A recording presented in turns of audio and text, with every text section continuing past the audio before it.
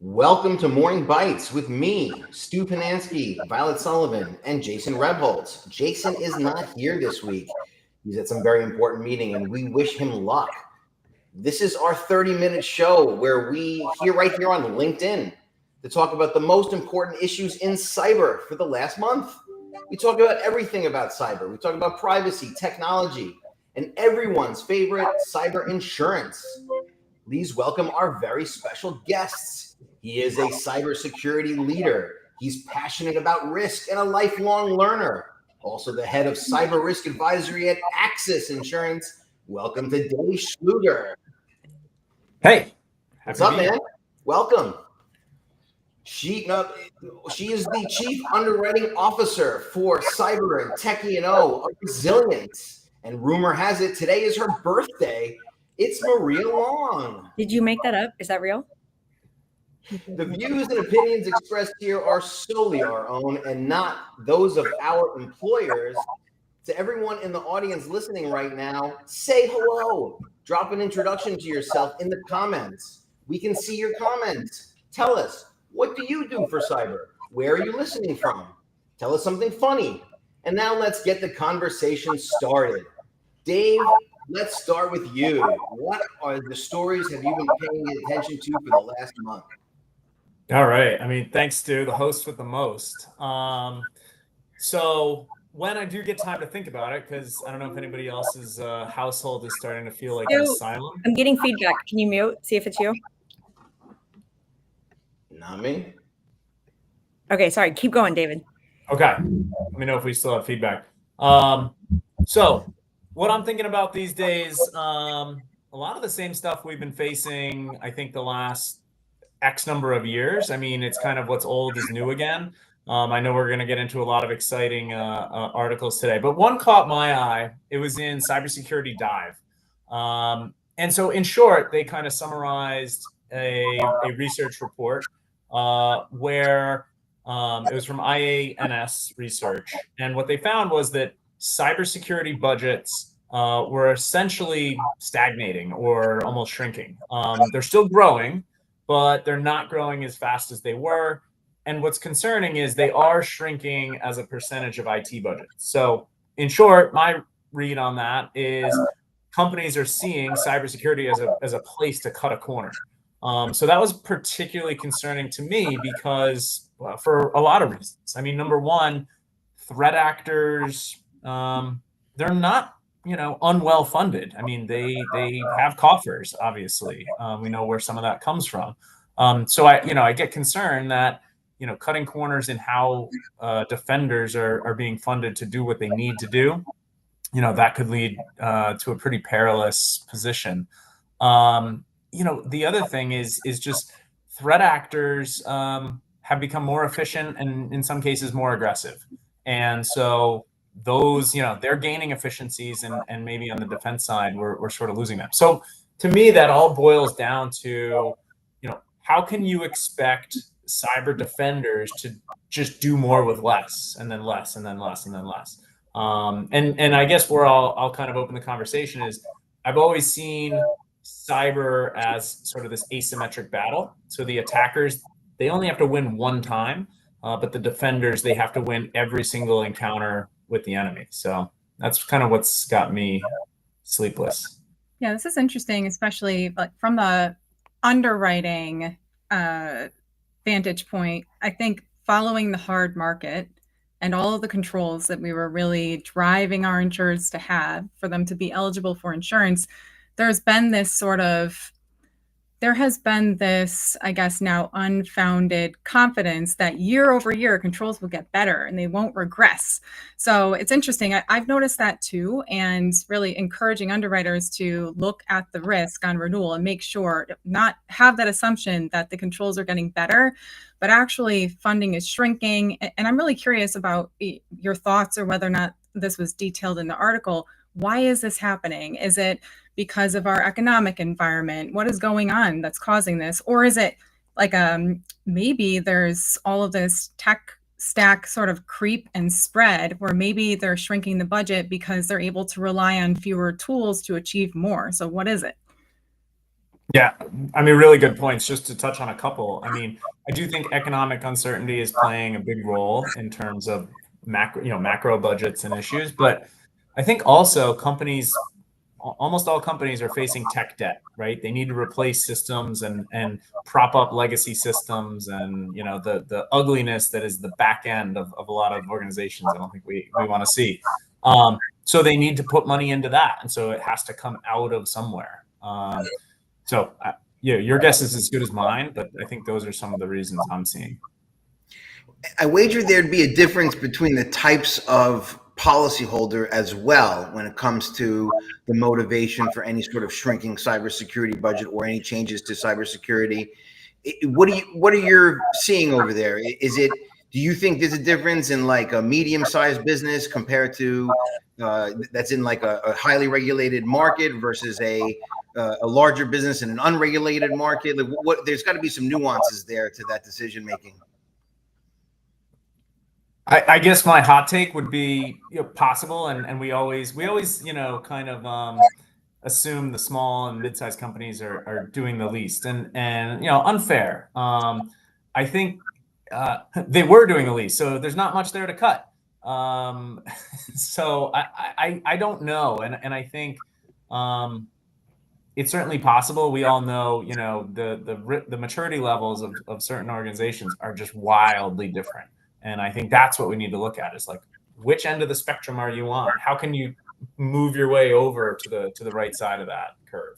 Well, I don't know I hardly know any security people that aren't wearing like 4 hats, right? Like they might be working, they're not just network admin, right? They're over here, they're all over the place and helping organization. And I think that a lot of cybersecurity people have to think holistically anyway, because that's what cybersecurity is making sure you think about all the assets and all the entry points and all of that. But I think where we're going to have an issue is we've been complaining about a talent gap forever. So we're going to have an issue with people and mental health issues, because we're seeing everyone just whoever said it in the comments, doing less with less is I think is right on. And I think we're going to see an issue with the current work, the current people in those roles getting burnt out. Yeah, without a doubt. And I mean, AI, I'm sure we'll touch on that. I mean, what's a cyber, live stream without talking about AI? But I mean, it certainly will be helping in aspects of what they're doing. But it's also, causing them to run more cycles and just, probably burning them out in some ways, further and worse than before. So the talent gap, yes, is real. I think your note about the asymmetrical battlefield, which we always talk about, it underscores the fact that this is not the appropriate approach whatsoever. And to Violet's point, the fact that people are going to burn out, they're already burning out. So this makes it far worse. And I think going back to the industry specific feedback, that would be really interesting to see. I would venture to say that specific industries are probably not regressing in their controls. I think about healthcare, and I think about some of the regulation that the government is trying to achieve around government contractors and the introduction of CMMC. So what does that look like? More adoption. So what's CMMC? So CMMC is the Cyber Maturity Model certification, and it's specific to government contractors. It's like the new DFARS, except it's not new. It's been around and rotating, and it's just kind of picking up steam. Remember, Stu, we had a whole session where I said CMMC. I'm doing a service for the audience, Violet. No acronyms. I'm going to start doing now anytime I don't know something. Just say it's for the audience. I got it, Stu. Yeah, so it would be interesting to see that information on an industry specific sort of level, but interesting feedback, something we should really keep top of mind. So there is an inside joke here on Morning Bytes from our beloved co-host Jason, who's not here right now, where he hates the term democratized. For some reason, that's like nails on a chalkboard situation for Jason. But David, just a final comment on this story, I would say is that as the cost to the threat actors is reduced in their ability to launch these attacks, so too must the businesses that we care about think through their budget decisions given that concern. I mean, the easier that these become to wage, the more you need to focus on what's out there. Yeah, without a doubt. And I'll go to the simple math, right? Go to an executive and what's it worth to make sure that your business, doesn't go under. Because that's the reality. There are some other articles I was looking at, just the classic tale of a mid-sized company, 700 employees. They couldn't pay the ransom. I don't know if they had the insurance or not, but they went under. They couldn't, that was them closing their doors. And so, all the basic hygiene we talk about in MFA and the models and the frameworks and everything that goes into it, against the backdrop of, let's spend less on security. It's a pretty troubling picture. All right. Troubling pictures. Maria, let's switch over to the story that you've been paying attention to this last month. It's a big one. It's made not just our beloved LinkedIn, but also other social media as well. It made the mainstream news. What has you interested? Yeah, so I think this is really interesting and definitely a little bit of a shift in our conversation today. It's so interested to hear feedback from those on this call and in the chat, but very interested in this T app breach. So for those of you who have not read up on the T app breach, this is a dating safety tool for women, if we're talking about it in its best form. And they've got 2.6 million users. And what happened is, apparently there were absolutely terrible controls happening when it came to how information was being kept. So there was a cloud hosted database, and it contained, well, first of all, there was absolutely no authentication needed to access it. And basically all of these users' driver's license that were used to validate who they are, all of their direct messages, selfies to validate who they are, and other sensitive information was all being kept out on this shared folder. So you can imagine what that means. So it was found to be exposed on July. Like, how big was it? What are the size, terabytes or? I'm not sure. So apparently this was only affecting users that had joined prior to, I think, February of 2024. And so apparently beyond that date, you're safe, you're not exposed, but it's the type of information. If you think about how many users, I don't know how many they had at that point in time in 2024, but being that was only about a year and a half ago, I would imagine it's quite a few, but it sort of opens up these two big questions. First of all, how is it possible that they had such poor application security? And then the other one is, how is it even possible to have this app? Because what's happened now with all of this information exposed, some trolls, we could say, actually were able to take all of the information about the addresses of these women and create a map of where they live. Ooh. So that's really scary, right? And then the other thing is that, this was not a finite communication with sort of guardrails around it. This was a forum where women were saying whatever they would like about men that they had dated, and they're uploading pictures of them. They might be sharing really sensitive information about them and then adding these red flags, which may or may not be accurate information. So we're delving into kind of two things here: the privacy aspect and the lack of cyber control. Where to begin? Well, first of all, Stu, you really missed this opportunity to tell her to spill the tea before this. I'm just going to point it out. Nathan Thomas pointed it out. It was a very big, gap in your comedic timing. Apologies. Yeah, shame on me. I guess I'll have to recover from that. Well, a couple things I wanted to bring forward, maybe to keep it focused, two things. And one would be, I think folks have been talking a lot about Section 230 of the Communications Decency Act and whether or not it applies in this case, which apparently platforms like this, which are just intended to have users come on and share information, are kind of, they're not beholden to this. They're shielded from liability. They're shielded from liability. But then you have the doxing aspect of this, where basically you're releasing unauthorized information that's very personal with the intent to harm someone. And that could be thought of from what's going on in the app or what's happening with these trolls outside of the app building sort of this map of where they all live.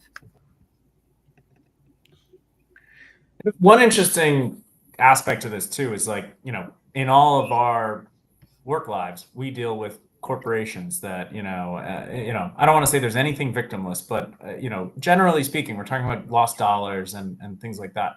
This is very real and this is very personal. And I think that intersection is tragic and sort of, but in hindsight, you look at sites like this, like it's not unsurprising that it'd be a target, right? I think threat actors can have pure evil, just to say it bluntly. And, looking backwards, like, wow, It reminds me of the targeted. Ashley Madison breach. What was that, 2015, 26, somewhere around 2015. And I remember there was so much around that was ripple effects for years of, things that happened, things that unfolded. And yeah, a lot to do with the reputations of individuals. There were many corporations, with Ashley Madison, we're looking at, there were individuals that were using their corporate email addresses so that there would be that degree of separation from their personal lives. And those types of situations had to be handled very discreetly. But the embarrassment and the shame, that could potentially be there, that's something. Yes, the Ashley Madison situation is sort of reminiscent in that way of what's happening here because of sort of this defamation aspect. And I was digging into that a little bit, and I think there's a civil liability that's present here as well. So it's really complicated. I believe that there have been several class actions raised as a result of this, and there will be a lot for us to kind of chew on, so to speak, over the next several months. Sip on the David's point, Maria, was I think also that role of hacktivism in cyber risk when you're looking at what your conduct is online, what your conduct is out in public, and there is a correlation between the risk that you then present to someone who's trying to measure that. If both of the cases that you just said, the Ashley Madison and the TAP, the hackers were extremely motivated due to just either political or social reasons that had nothing to do with, monetizing it. Thank you. And so, yes, businesses should be cognizant of what they put online, what their people are doing online, what their sort of public behavior is, and then the impact that might have on their cyber. So I think that's a really even from a user perspective, I think that there's just this wake up call on perception of privacy because, we always say, Europe has a totally different view on privacy than the US. Every privacy conference you go to will distinguish this inherent understanding of your own personal privacy. And there's, I go back to like the legal thought of what's a reasonable person going to expect. A reasonable person that is on an app that looks legitimate, that has the right words in place, that kind of is proposing to hold this information that allows you to transfer communication back and forth.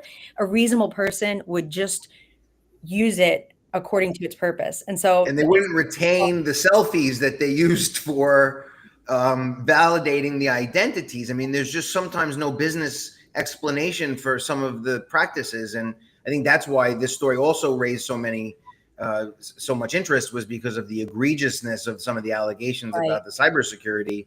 When we give advice to businesses when they're thinking about what data, what do we do about our operations, we say, do you need this data? Is there any business need to keep this, to store this, to process it? If not, start thinking about offloading it.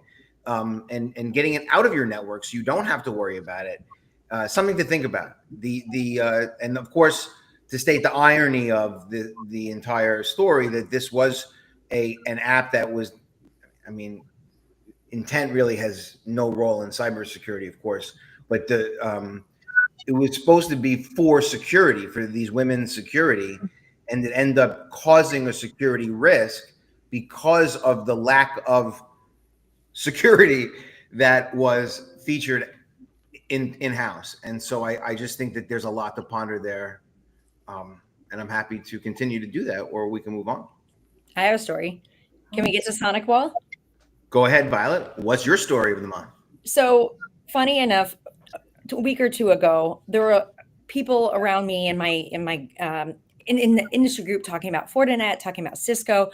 VPNs were top of mind, but last week, Sonic Wall VPN, SSL VPN, was actually something that was kind of came to the top of our LinkedIn feed. And the question was, what are we supposed to do as a workaround? Because this was a situation that I don't think we see all that often, where instead of a patch being released, right, within a day or 2 days, there wasn't a patch. There was a period of time where there was a gap between Sonic Wall saying publicly on their site, we're having issues with SSL VPN.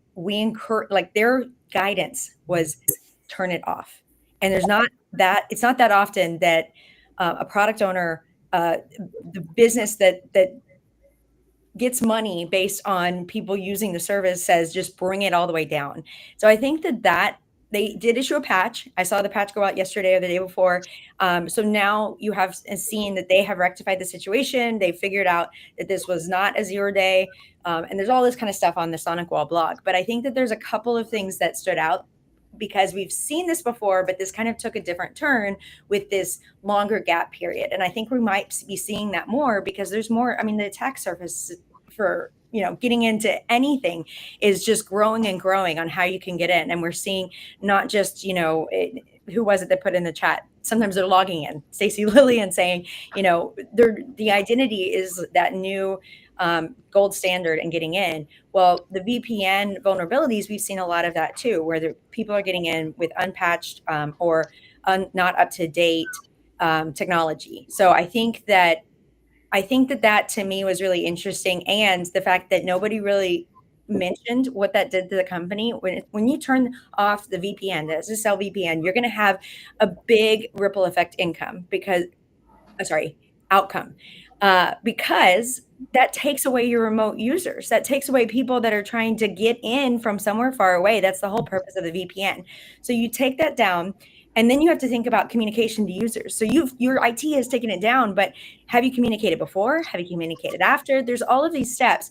And I work with Brandy Vargas, and she made this brilliant statement yesterday. She goes, we should also tell the users out there, or the IT people, that they should, when they decide to work around VPN, they should limit it just to that backup workup VPN, because her suggestion was, I think threat actors are going to try to come at this from all angles and get in while there's confusion. So while you have an update, a patch, I was like, oh, that is so smart, because it goes into, when you're on alert, you're going to harden things. You're going to watch more closely at incoming and outgoing. You're going to make sure MFA is, we should always have that enabled, but you're going to be doing things more diligently when you know that there's a gap in time. And I just think that it's very smart to say, even your backup solutions, you shouldn't be scrambling to just throw something against the wall to get remote workers to be able to log in or to solve the operational gap. You should be very diligent and make sure that your backup plan is also secure. And that was, like, to me, a revelation.